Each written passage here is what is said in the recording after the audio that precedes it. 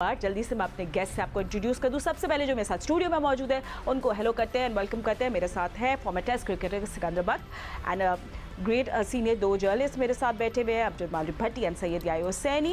And we have two amazing cricketers with us. Former test cricketer Abdul Razzaq ने भी हमें join किया, one of the best allrounders we have.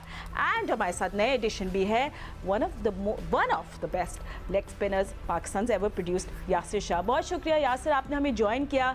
और आज सबसे पहले चले आपसे ही बात करते हैं कल के मैच की।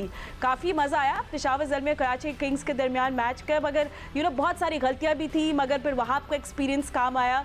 डेथ ओवर में फिर उनकी जैसी तो फिर बॉलिंग कोई नहीं करा सकता। हाँ, जबरदस्त रहा मैच तो अभी, क्योंकि मैच शुरू में जिस तरह 2 विकेटें गिरी हैं ज़ल्मी की और फिर बाबर और इसने टॉम ने जिस तरह संभाला है, तो मतलब उसने एग्रेसिव क्रिकेट के लिए उसने कोई मतलब ये नहीं कि अगर 2 विकेटें गिरी है तो थोड़ा सा उस पर जाए कि टाइम ले या इस तरह।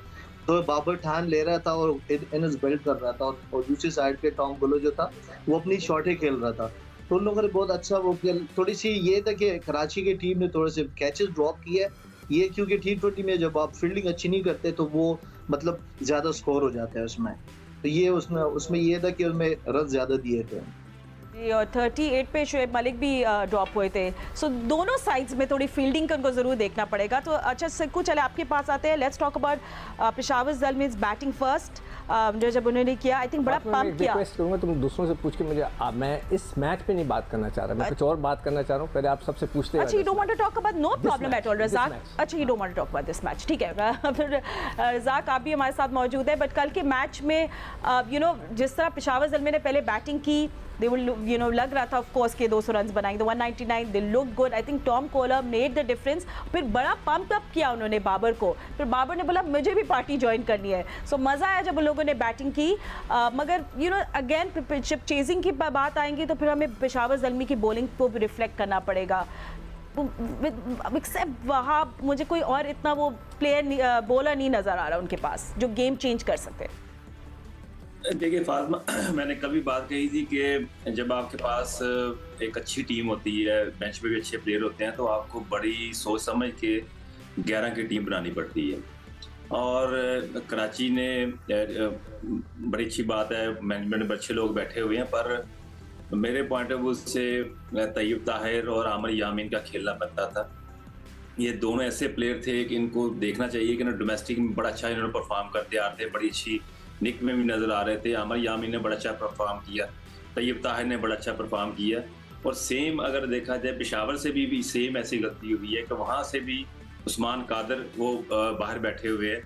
तो इस तरह की मिस्टेक थोड़ी सी मैं समझता हूँ नहीं होनी चाहिए, और आपका कंपटीशन टूट जाता है।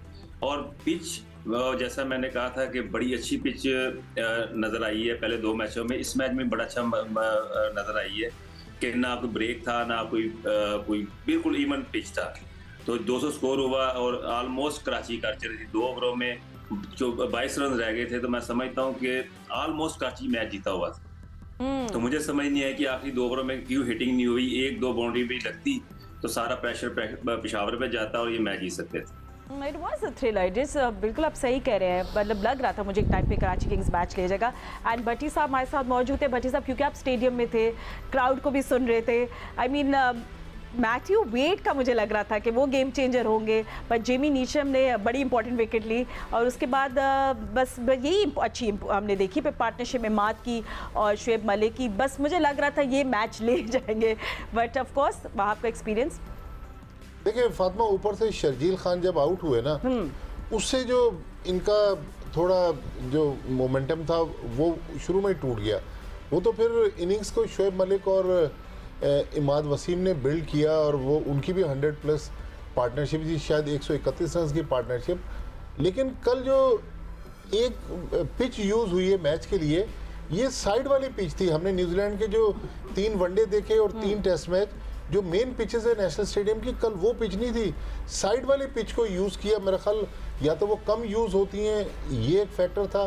फिर जो रात को देखें, खुर्रम शहजाद का हम नाम नहीं ले रहे, खुर्रम शहजाद को क्रेडिट देना होगा। कल इतनी ज़्यादा ड्यू थी कि मैच के बाद जब हम अपनी गाड़ी के पास गए तो ऐसे लग रहा था कि जैसे बारिश से गाड़ी गीली होती ना, इतनी ज़्यादा ड्यू थी, लेकिन उसमें खुर्रम शहजाद ने प्रेशर में लाहौर कलंदर्स के खिलाफ मैच में आप देखें कि जमान खान वो यंग प्लेयर बॉलर थे लाहौर कलंदर्स के, उन्होंने 15 रन चाहिए थे, 13 रन बने दिए। कल खुर्रम शहजाद के आखिरी ओवर में 16 रन चाहिए थे, उन्होंने उनके ओवर में 14 रन बने।